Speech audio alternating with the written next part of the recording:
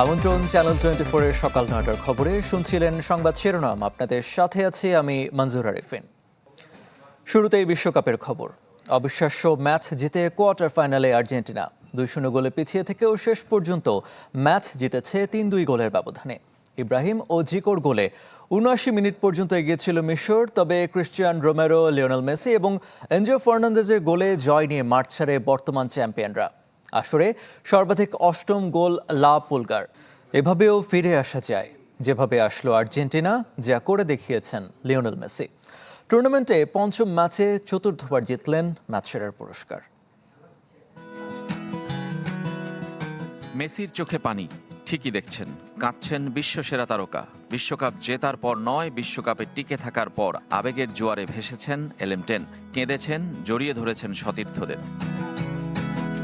অবিশ্বাস্য ফাড়া কেটে যাবার পর নতুন প্রাণ ফিরে পেয়েছে মেসি আর তার আর্জেন্টিনা।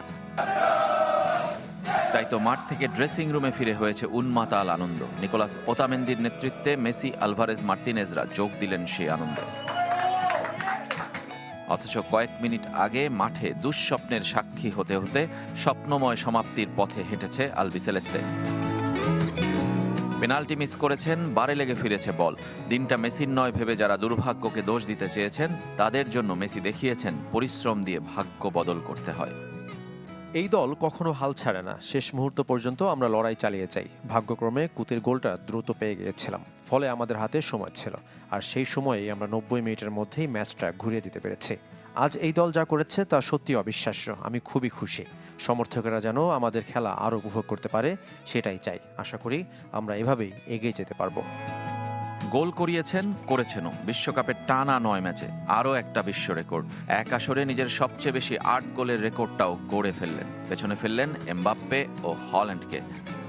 আমাদের অনেক কষ্ট করতে হয়েছে, কিন্তু এটাই বিশ্বকাপ। এখানে প্রতিটা ম্যাচই কঠিন, সব দল খুব কাছাকাছি মানের। আবার এক বিশ্বকাপে 2 পেনাল্টি মিসের রেকর্ডটাও লা পুলগার দখলে, যে রেকর্ড ভুলতে চাইবেন তিনি, কিন্তু মেসিকে ভোলা যাবে না। রেজওয়ানুজ্জামান, চ্যানেল 24, আটলান্টা, যুক্তরাষ্ট্র। আমাদের সঙ্গে অন্যায় হয়েছে। আর্জেন্টিনা ও লিওনেল মেসিকে টুর্নামেন্টে রাখতে চেয়েছে ফিফা। ম্যাচ শেষে এমন বিস্ফোরক মন্তব্য মিশরের কোচ হুসাম হাসানের। আর ম্যাচ শেষে রেফারিকে জালিম বললেন মিশরীয় ফুটবলার মোস্তফা জিকো। ম্যাচ শেষে দুদেশের ফুটবলারদের চোখই অশ্রুসিক্ত। কারো নয়ন ভিজেছে আনন্দে, আবার কারো পরাজয়ের গ্লানিতে। তবে সেখানে আছে একরাশ চাপা কান্না, আছে ন্যায্যতার দাবি। হারের কারণ হিসেবে ফরাসি রেফারির দায় দেখছেন মিশরীয় ফুটবলার মোস্তফা জিকো। তাই তো ম্যাচ শেষে সব ক্ষোভ উগরে দিলেন, আর আগে থেকেই আর্জেন্টিনাকে বিশ্বকাপ জয়ের জন্য শুভেচ্ছা জানিয়েছেন। রেফারি ছিল অন্যায্য। ম্যাচের শুরু থেকেই তিনি আমাদের উপর অন্যায় করেছেন। তিনি চাননি আমরা ম্যাচ জিতি। আমরা যখন 2-0 গোলে এগিয়ে থেকে ম্যাচ জিতছিলাম, তখন রেফারি বারবার আমাদের উপর চড়াও হচ্ছিলেন। আল্লাহ আমাদের জন্য যথেষ্ট, তিনি সর্বোত্তম অভিভাবক। আর্জেন্টিনাকে আরও একটি বিশ্বকাপ জয়ের জন্য অভিনন্দন। ফুটবলারদের সাথে সুর মিলিয়েছেন কোচ হুসাম হাসানও। এমন হারের পেছনে ফিফা ও রেফারি তার কাজ করায়। আর্জেন্টিনা ও লিওনেল মেসিকে টুর্নামেন্টে টিকিয়ে রাখার চেষ্টা ছিল অভিযোগ তার। বিশ্ব চ্যাম্পিয়নদের চেয়ে আমরা ভালো খেলেছি, প্রায় সব দিকেই আমরা এগিয়েছিলাম, কিন্তু মাঠের ভেতরের কিছু সিদ্ধান্ত এবং মাঠের বাইরের কিছু বিষয় ম্যাচের ফলকে প্রভাবিত করেছে। হয়তো তারা চেয়েছিল আর্জেন্টিনা ও মেসিকে টুর্নামেন্টে টিকিয়ে রাখতে।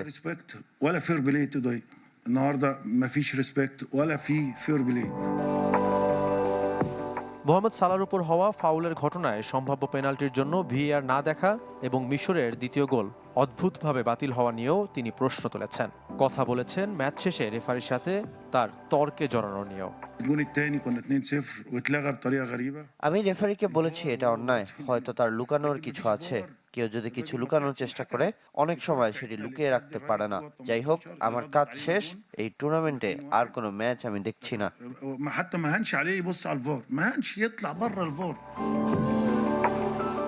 শুধু মিশরীয়রাই না, রেফারির এমন সিদ্ধান্ত মেনে নিতে পারেননি বিবিসির বিখ্যাত সাংবাদিক ডেল জনসন, সাবেক ব্রাজিলিয়ান ফুটবলার রবার্তো কার্লোস ও সাবেক ইংলিশ ফুটবলার অ্যালান শেরার। শাফাত মিদুল, চ্যানেল 24। যুক্তরাষ্ট্রের মেসি মার্তিনেজদের জয় একসাথে উদযাপন করলেন আর্জেন্টিনা এবং বাংলাদেশের ফুটবল সমর্থকরা। নেচে গেয়ে নিজেদের পতাকা হাতে ভালোবাসার বহিঃপ্রকাশ। তবে মিশরীয় সমর্থকরা ম্যাচ হারের জন্য দোষারোপ করেছেন রেফারিকে।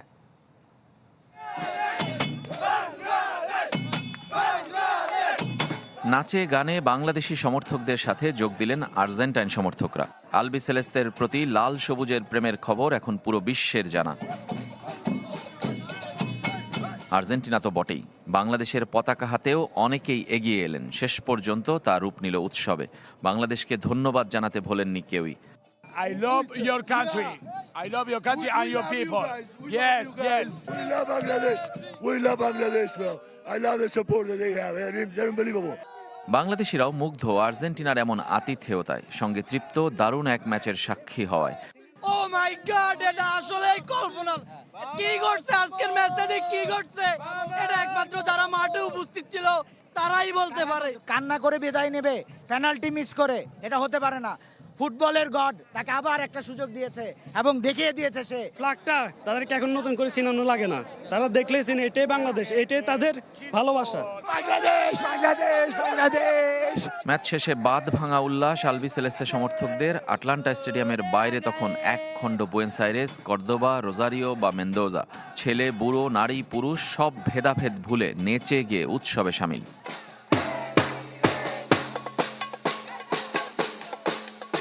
ঠিক বিপরীতে মিশরীয় সমর্থকরা দোষারোপ করেছেন রেফারিকে। জয় ছিনিয়ে নেয়ার অভিযোগ তাদের। We scored a goal. They said no. The third goal, it's a complete penalty for us. The referee, all the game, all the match, every touch is a foul for them. For us, nothing. As if he is deaf, he is blind. FIFA is unfair. They removed the red card for the US team, and now the referee is so bad. He didn't even look for the VAR for our penalty. That's unfair. Messi আর আর্জেন্টিনায় ভরসা রাখা সমর্থকরা এখন স্বর্ণালী ট্রফিতে চোখ রাখছেন। Rezwanuzzaman, channel 24, Atlanta, যুক্তরাষ্ট্র। বৈরী আবহাওয়ায় রাজধানীতে বড় পর্দায় খেলা দেখার আয়োজনে কিছুটা ভাটা পড়েছিল, কিন্তু যেসব জায়গায় খেলা দেখার সুযোগ ছিল সেখানে বাঁধনহারা উল্লাসে মাতেন আর্জেন্টাইন সমর্থকরা। এমন শ্বাসরুদ্ধকর ম্যাচ চিরস্মরণীয় হয়ে থাকবে তাদের স্মৃতিতে। বিশ্বকাপে কেউ চ্যারিটি করতে আসে না, জয়ের ক্ষুধায় হন্য হয়েই মাঠে নামে দলগুলো। সে র্যাঙ্কিংয়ে যত উপরেই হোক কিংবা নিচের দল, আর্জেন্টিনা বনাম মিশরের ম্যাচ তারই প্রমাণ। আর্জেন্টিনা যখন 2 গোলে পিছিয়ে গেল, রাজধানীতে বড় পর্দায় যারা খেলা দেখছিলেন তারাও যেন ডুবে যেতে থাকলেন হতাশার চোরাবালিতে। লিওনেল মেসিও কি ক্রিস্টিয়ানো রোনালদো, নেইমারের পথ ধরে টুর্নামেন্ট থেকে বিদায় হবেন? এ প্রশ্নের উত্তর যখন খোঁজা হচ্ছে তখনই গোল, একটি দুটি নয় 3টি। এরপর যা হবার তাই, বাঁধনহারা উল্লাস আর বুনো চিৎকার। ফুটবল আমোদীরা বিশ্বাস করতে পারছিলেন না এভাবেও ফিরে আসা যায়। আর্জেন্টিনা হেরে গেল, আমরা আর্জেন্টিনা সাপোর্ট করব। We are diehard fan of Messi. যে কোনো সময় যে কোনো কিছু হয়ে যেতে পারে। ইজিপ্ট জিতে ফার্স্ট ইন্টারন্যাশনাল ট্রিপ দিব ইজিপ্ট। একজন এক একটা সাপোর্ট করি, এন্ড দেন হচ্ছে এটা নিয়ে একটা ডিবেটের মতো হয়, তো এটা এনজয় করি আসলে। নর্থ সাউথ বিশ্ববিদ্যালয়ে চরম রোমাঞ্চে ভরা এই ম্যাচ দেখলেন আর্জেন্টিনার রাষ্ট্রদূত। তিনি নিজেও নিজের দেশের দুর্দান্ত কামব্যাক বিশ্বাস করতে পারছিলেন না যেন। It is not only skill, it's also psychological strength. So fortunately we could win, so we passed to the next round. Well, I hope Bangladeshi people will keep supporting Argentina. এখন সময় এসেছে, দর্শক যেভাবে আগে গেছে, ফেডারেশন এবং জাতীয় দলকে ওরকম সমানভাবে তাল মিলায় এগিয়ে যেতে হবে। দল হিসেবে আর্জেন্টিনা জয় পেলেও সমস্ত প্রশংসা কেড়ে নিলেন খুদে জাদুকর এলেনটেন। কেননা তার বন্দনা ছাড়া এই মহাকাব্যের রূপকথা লেখা রয়ে যায় অসম্পূর্ণ। লাস্ট 10 মিনিটসে 3টা গোল দেওয়া আনবিলিভেবল। তারা দেখিয়ে দিয়েছে তারা এই বিশ্বকাপের যোগ্য এবং তারাই কাপ নিবে। ফার্স্টে যে মোমেন্টে ছিলাম মনে হচ্ছে যে আমি আরেকটা জীবন পেয়েছি, এরকম একটা। কিন্তু যখন 2টা গোল হলো আমাদের মানে বুক বের হয়ে যাচ্ছে, মুখে চলে আসছে। It is only possible when there is a player like Lionel Andres Messi. বৈরী আবহাওয়ায় ঢাকা বিশ্ববিদ্যালয় এলাকায় বড় পর্দায় খেলা দেখানো বন্ধ ছিল, কিন্তু তাতে কি, বিশ্ববিদ্যালয় হল, পাড়া মহল্লা, বাসাবাড়ি থেকে আর্জেন্টিনার প্রতিটি গোলে ভেসে আসে উল্লাসধ্বনি, যা মধ্যরাতকে দেয় ফুটবলীয় আমেজ। জুমাতুল বিদা, চ্যানেল 24, ঢাকা। চূড়ান্ত হলো বিশ্বকাপের কোয়ার্টার ফাইনাল লাইন আপ। শেষ 8-এর লড়াইয়ে সর্বোচ্চ 6 দল ইউরোপের। আফ্রিকার মরক্কো আর লাতিনের একমাত্র প্রতিনিধি আর্জেন্টিনা। আর কাকতালীয়ভাবে এখনও টিকে আছে র্যাঙ্কিংয়ের শীর্ষ 4 দল ও 4 বিশ্ব চ্যাম্পিয়ন। 48 দল থেকে ছিটকে গেছে 40টি। 3 ধাপের লড়াই শেষে শিরোপার রেইসে টিকে আছে আর মাত্র 8 দেশ, যার 6টি ইউরোপের, 1টি করে আফ্রিকা ও লাতিন আমেরিকার। 10 জুলাই ফ্রান্স মরক্কো ম্যাচ দিয়ে শুরু হবে কোয়ার্টার ফাইনাল। গেলবারের হারের প্রতিশোধ এবার নেয়ার হাতছানি অ্যাটলাস লায়ন্সদের। কাতার আসরে যেই সেমিফাইনাল থেকে তাদের বিদায় করেছিল লে ব্লু, হট ফেভারিটদের হারিয়ে এবার সেখানেই জায়গা করে নেয়ার চ্যালেঞ্জ হাকিমি দিয়াজদের। পরদিন লস অ্যাঞ্জেলেসে বেলজিয়ামের মুখোমুখি হবে স্পেন, যাদের বিপক্ষে শেষ 6 দেখায় একবারও জিততে পারেনি রেড ডেভিলস। অপরাজিত অগ্রযাত্রা আর শতভাগ ক্লিনশিটে এবারও জয়ের দৌড়ে এগিয়ে লা রোহা ফিউরি। ইউরোপিয়ান ব্যাটল দেখা যাবে তৃতীয় কোয়ার্টার ফাইনালেও। দুরন্ত ইংল্যান্ডের প্রতিপক্ষ উড়ন্ত নরওয়ে, যাদের কাছে হেরে শেষ 16 থেকে বিদায় নিয়েছে 5 বারের বিশ্ব চ্যাম্পিয়ন ব্রাজিল। লড়াইটা দুদলের 2 তারকা আর্লিং হল্যান্ড ও হ্যারি কেইনেরও। গোল্ডেন বুটের রেইসে ছুটছেন দুদলের 2 সেরা তারকা। যথারীতি এ পর্বেও শেষ ম্যাচ ডেতে নামবে আর্জেন্টিনা। তাদের প্রতিপক্ষ 72 বছর পর শেষ 8-এ ওঠা সুইজারল্যান্ড। 2014 বিশ্বকাপের দুদলের শেষ 16 লড়াই এবার মঞ্চস্থ হবে কোয়ার্টার ফাইনালে। শেষ 8-এর লড়াই আরও জমিয়ে তুলেছে গোল্ডেন বুটের রেইস, যে দৌড়ে সবার চেয়ে এগিয়ে লিওনেল মেসি। খুব একটা পিছিয়ে নেই কিলিয়ান এমবাপ্পে, আর্লিং হল্যান্ড ও হ্যারি কেইনও। জহির সাগর, চ্যানেল 24। ক্রমেই আরও জটিল আকার ধারণ করছে প্যারাগুয়ের সিনেটর সেলেস্তে আমারিয়ার সাথে কিলিয়ান এমবাপ্পের দ্বন্দ্ব, যাতে জড়িয়েছেন খোদ ফরাসি প্রেসিডেন্ট ইমানুয়েল ম্যাক্রো। বর্ণবাদের অভিযোগ এনে প্রতিবাদ জানিয়েছে ফ্রান্স ফুটবল ফেডারেশন, ঘোষণা দিয়েছে আইনি পদক্ষেপের। দুদলের শেষ 16 লড়াইটা ছিল 5 জুলাই, কিন্তু ফ্রান্স প্যারাগুয়ের দ্বৈরথ এখনও টেনে নিয়ে যাচ্ছেন কিলিয়ান এমবাপ্পে ও সেলেস্তে আমারিয়া। প্যারাগুয়ের এই সিনেটরের সাথে ফরাসি তারকার বিবাদের জল গড়িয়েছে অনেক দূর। লেব্লুদের কাছে হেরে বিদায়ের পর এমবাপ্পেকে নিয়ে একাধিক তীর্যক মন্তব্য করেন আমারিয়া। এই স্পিড স্টারকে অভিবাসী অহংকারী বলেও দাবি করেছেন তিনি, জানিয়ে শুরু হয় বিতর্ক। সিনেটরের বিরুদ্ধে ব্যক্তিগত আক্রমণ, বর্ণবিদ্বেষ ও অপমানজনক ভাষা ব্যবহারের অভিযোগ তোলেন ফ্রেঞ্চ অধিনায়ক। এই ধরনের মন্তব্য কেবল একজন ব্যক্তিকেই নয়, পুরো একটা দেশ ও খেলাধুলার মানসিকতাকেই ক্ষতিগ্রস্ত করে। বর্ণবাদ ও ঘৃণার বিরুদ্ধে অবস্থান সবসময় কঠোর থাকবে। এমন মানুষদের কখনোই ঘৃণা ছড়ানোর স্বাধীনতা দেওয়া উচিত নয়। শুধু দুজনের মধ্যেই সীমাবদ্ধ থাকেনি সেই বিবাদ, জড়িয়ে পড়ে ফ্রান্স ফুটবল ফেডারেশন, এমনকি স্বয়ং দেশটির প্রেসিডেন্টও। ঘটনার পর আনুষ্ঠানিক বিবৃতি দিয়ে প্রতিবাদ জানিয়েছে এফএফএফ। অগ্রহণযোগ্য ও শাস্তিযোগ্য অপরাধ দাবি করে আইনি পদক্ষেপের ঘোষণাও দিয়েছে তারা। এমবাপ্পের প্রতি সহমর্মিতা প্রকাশ করে ঘটনার তীব্র প্রতিবাদ জানান ফরাসি প্রেসিডেন্ট ইমানুয়েল ম্যাক্রো। একই সুরে সুর মিলিয়েছেন প্যারাগুয়ের ভাইস প্রেসিডেন্ট পেদ্রো আলিয়ানো। টানা 4 দিনের ভারী বৃষ্টি এবং পাহাড়ি ঢলে বিপর্যস্ত বন্দরনগরী চট্টগ্রাম, কক্সবাজার সহ 3 পার্বত্য জেলা। বান্দরবানে সাঙ্গু নদীর পানি বেড়ে শহরের আর্মিপাড়া, শেরেবাংলা নগর, বরিশাল পাড়া, ইসলামপুর সহ প্লাবিত হয়েছে নিচু এলাকা। পানিবন্দী হয়ে পড়েছে শতাধিক পরিবার। অনেকে আশ্রয় কেন্দ্রে যেতে বাধ্য হয়েছেন। অনেক এলাকায় বন্ধ হয়ে গেছে বিদ্যুৎ সরবরাহ। দুর্যোগ মোকাবেলায় প্রস্তুত রাখা হয়েছে 220টি আশ্রয় কেন্দ্র। রাঙামাটিতে বেশ কিছু এলাকায় দেখা দিয়েছে ছোট ছোট পাহাড় ধস। ঝুঁকিপূর্ণ এলাকা থেকে মানুষকে সরে যেতে মাইকিং করছে প্রশাসন। বৈরী আবহাওয়ায় বন্ধ ঘোষণা করা হয়েছে জেলার সব প্রাথমিক বিদ্যালয়। বর্ষণ ও পাহাড়ি ঢলে খাগড়াছড়িতেও বিপর্যস্ত জনজীবন। কক্সবাজারেও বিভিন্ন জায়গায় তৈরি হয়েছে জলাবদ্ধতা। লাইনে পানি ওঠায় ব্যাহত হচ্ছে ট্রেন চলাচল। জলাবদ্ধতায় ডুবেছে চট্টগ্রাম নগরীর অনেক নিচু এলাকা। রাস্তাঘাট ছাপিয়ে হাঁটু থেকে কোমর পানিতে তলিয়েছে দোকানপাট, বাসাবাড়ি। এতে সীমাহীন দুর্ভোগে পড়েছেন সাধারণ মানুষ।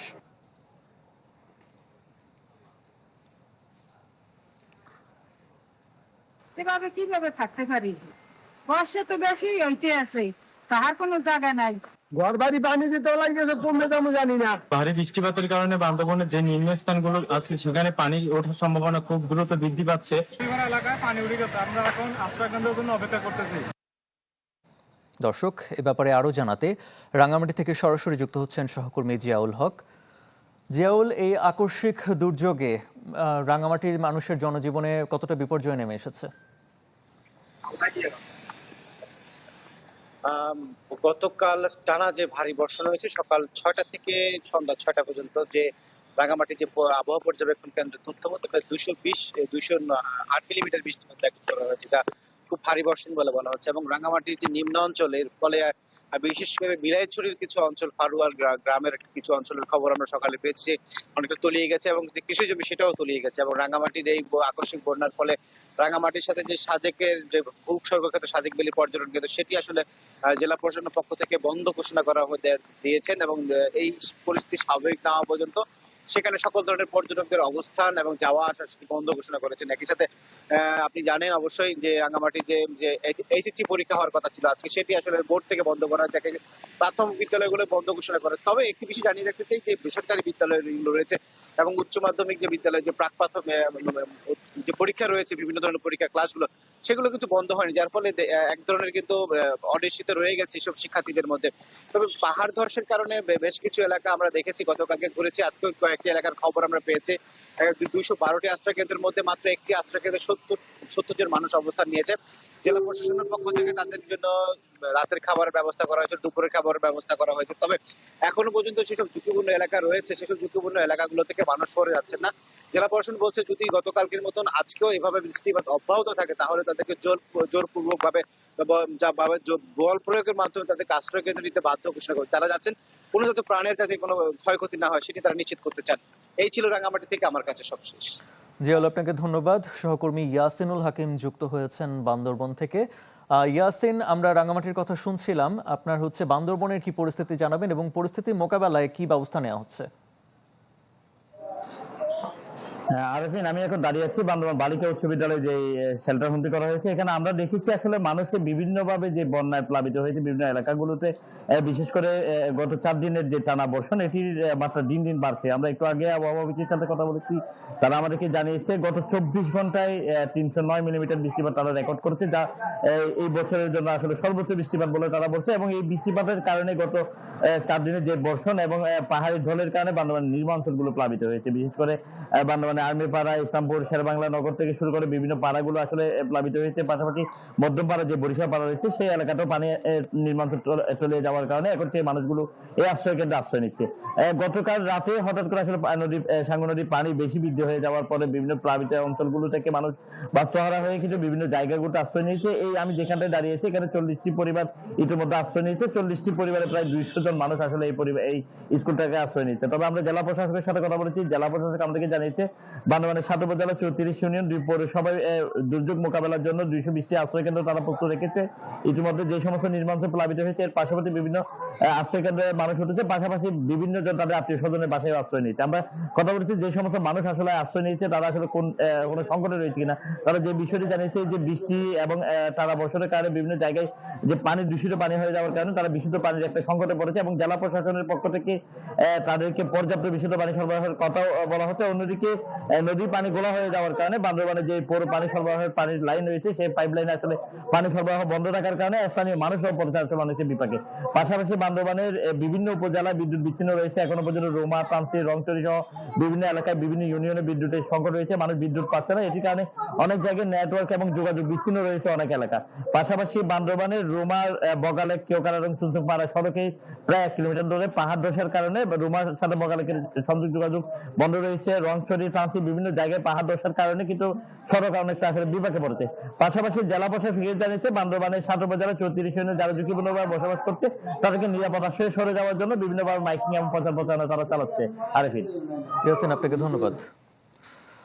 অতিবর্ষণে পার্বত্য জেলার পরিস্থিতির খবর জানাচ্ছিলেন আমাদের সহকর্মীরা। চলে যাচ্ছি পরের সংবাদে। চট্টগ্রাম বিভাগের সব জেলায় আজ এইচএসসি এবং সমমান পরীক্ষা স্থগিত করা হয়েছে। বৈরী আবহাওয়ার কারণে পরীক্ষা স্থগিত করার কথা জানায় আন্তঃশিক্ষা বোর্ড সমন্বয় কমিটি। অন্যান্য শিক্ষা বোর্ডের এইচএসসি এবং সমমান পরীক্ষা চলবে। মঙ্গলবার রাত ১টার পর আন্তঃশিক্ষা বোর্ড সমন্বয় কমিটি যখন এ সিদ্ধান্ত ঘোষণা করে তখন পরীক্ষা শুরুর বাকি মাত্র ৯ ঘন্টা। এর আগে মঙ্গলবার রাত 11:15 চট্টগ্রাম এবং রাঙ্গামাটি জেলার এবং রাত 12:15 কক্সবাজার জেলার এইচএসসি এবং সমমান পরীক্ষা স্থগিতের ঘোষণা দেওয়া হয়েছিল। এ পরীক্ষার সূচি পরবর্তীতে জানানো হবে, আন্তঃশিক্ষা বোর্ড সমন্বয় কমিটি তা জানিয়েছে। ২ বছর বন্ধ থাকার পর ফের চালু হচ্ছে মালয়েশিয়ার শ্রমবাজার। সম্প্রতি দেশটিতে প্রধানমন্ত্রী তারেক রহমানের সফরের পর খুলছে দেশটির শ্রমবাজার। অভিবাসন বিশ্লেষকরা বলছেন, কর্মীদের ডেটাবেজ, স্বচ্ছ লেনদেন প্রক্রিয়া এবং নিয়ন্ত্রিত অভিবাসন ব্যয়ে অগ্রণী ভূমিকা নিতে হবে সরকারকে। অন্যদিকে সিন্ডিকেট মুক্ত উন্মুক্ত শ্রমবাজারের প্রত্যাশা রিক্রুটিং এজেন্সি ব্যবসায়ীদের। সম্রাট হোসেনের রিপোর্ট। গত ২ দশক ধরে নানা অনিয়মে জর্জরিত মালয়েশিয়ার শ্রমবাজার। সিন্ডিকেট, অতিরিক্ত অভিবাসন ব্যয় ও চুক্তি অনুযায়ী কাজ না পাওয়া যেন সাধারণ ঘটনা এই শ্রমবাজারে। ফলে নানা অনিয়মের অভিযোগে ২০২৩ সালে বাংলাদেশ থেকে কর্মী নেওয়া বন্ধ করে মালয়েশিয়া। সর্বশেষ কলিং ভিসায় দেশটিতে যায় ৫.৫ লাখ বাংলাদেশি। ২ বছর বন্ধ এই শ্রমবাজার নিয়ে ফের আলোচনা শুরু হয় প্রধানমন্ত্রীর সফরে। দুদেশই সম্মত হয় স্বচ্ছতা ও অভিবাসন ব্যয় নিয়ন্ত্রণে। তাহলে মালয়েশিয়ার শ্রমবাজার নিয়ে কেমন পদক্ষেপ নেওয়া উচিত সরকারের? অভিবাসন বিশ্লেষকরা বলছেন, কর্মীদের স্বার্থ রক্ষায় বিশেষ নজর রাখতে হবে সরকারকে। কোন প্রক্রিয়ায় কর্মী যাবে, সেই প্রক্রিয়াটা স্বচ্ছ কিনা, কত টাকা খরচে তারা যাচ্ছে, তারা কতদিন পর সেই টাকাটা তুলতে পারবে, গিয়ে তারা সবাই কাজ পাবে কিনা, এবং পাশাপাশি আপনার ওখানে যে বিপুল পরিমাণ কর্মী আমাদের রয়েছে অনিয়মিত, যারা নথিন, তাদেরকে আপনি কোন বৈধকরণ প্রক্রিয়া আনতে পারবেন কিনা। মালয়েশিয়ার কর্তৃপক্ষের সাথে যোগাযোগ রেখে, বিশেষ করে ব্যবসায়ীরা যারা আছে তারা দরকার হলে ওখানকার যে নিয়োগকর্তা আছে তাদের মাধ্যমে খোঁজ খবরটা নিবে। আমাদের দূতাবাসও সেটা ভেরিফাই করতে পারে যে নিয়োগকর্তারা যা বলছে তাদের ওখানে নেওয়ার জন্য কি কি খরচ লাগতে পারে। অন্যদিকে জনশক্তি রপ্তানিকারকরা বলছেন, সিন্ডিকেট মুক্ত শ্রমবাজার চালু করতে উদ্যোগ নিতে হবে দুদেশের সরকারকে। কর্মীদের স্বার্থ সংরক্ষণ করতে হবে। কম খরচে যেমন কর্মীরা যাওয়ার সুযোগ পায়, তেমনি এই সেক্টরে যারা ব্যবসায়ী আছে এই ব্যবসায়ীদের স্বার্থ সংরক্ষণ করতে হবে। কারণ এই ব্যবসায়ীদের কারণেই এখন ১.৫ কোটি মানুষ কিন্তু বিদেশে বিভিন্ন দেশে কাজ করছে। সুতরাং ব্যবসায়ীদের স্বার্থ সংরক্ষণ না করলে কিন্তু যদি কোন কতিপয় ব্যক্তি গোষ্ঠীর স্বার্থ সংরক্ষণ করে তাহলে কিন্তু শ্রমবাজার কখনো সাস্টেইনেবল হবে না। নেপালের ব্যবসায়ীরা কত রিঙ্গিত করে, কত দিয়া একটা কাজ ওখান থেকে ওরা কিনে ওরা লোক পাঠাচ্ছে। যদি এই জিনিসটা আপনারা বাস্তবসম্মতভাবে জিনিসটা আপনারা তুলে ধরতে পারেন বা সরকার জিনিসটা অনুধাবন করে একটা বাস্তব ভিত্তিক অভিবাসন ব্যয় তৈরি করে, আমার মনে হয় এটা উভয়ের জন্য ভালো হবে। এদিকে প্রবাসী কল্যাণ মন্ত্রণালয় বলছে, মালয়েশিয়ার শ্রমবাজারের নানান দিক পর্যালোচনা করছে সরকার। এই প্রক্রিয়াটাকে ট্রান্সপারেন্ট করার জন্য আমাদের যে এমইউ ২ দেশের সাথে, সেখানে কিছু সংশোধনী আনা প্রয়োজন, যেটা ২ দেশের জয়েন্ট ওয়ার্কিং কমিটি করবে, সেই বিষয়ে সম্মত হয়েছে। তো এই কাজগুলো, টেকনিক্যাল কাজগুলো সমাধানের পরে আশা করি মালয়েশিয়ার মার্কেটটা ওপেন হবে। শ্রমবাজার নিয়ে চলতি মাসে বাংলাদেশ ও মালয়েশিয়ার যৌথ কারিগরি ওয়ার্কিং কমিটির বৈঠক হওয়ার কথা রয়েছে। সম্রাট হোসেন, চ্যানেল 24, ঢাকা। মালয়েশিয়ার শ্রমবাজারের পাশাপাশি জাপান, দক্ষিণ কোরিয়া, মরিশাস, ওমান এবং সৌদি আরবের শ্রমবাজারও পর্যায়ক্রমে উন্মুক্ত হবে। মঙ্গলবার সিলেট সার্কিট হাউসে মার্কিন রাষ্ট্রদূত ব্রেন্ট ক্রিস্টেনসেনের সঙ্গে সাক্ষাৎ শেষে একথা জানান প্রবাসী কল্যাণ এবং বৈদেশিক কর্মসংস্থান মন্ত্রী আরিফুল হক চৌধুরী। গতকালকে দেখছেন তো, মালয়েশিয়া ইজ ওপেন। আমি বলছিলাম না জুলাইতে ওপেন এজ সুন এজ দেখুন মিডল ইস্ট সব জায়গায় আমাদের শ্রমবাজার খুলে যাবে ইনশাল্লাহ। খুলে গেছে অলরেডি। আমরা আমাদের জনগণের পাশে আছি, আমরা আমাদের শ্রমিকদের পাশে আছি।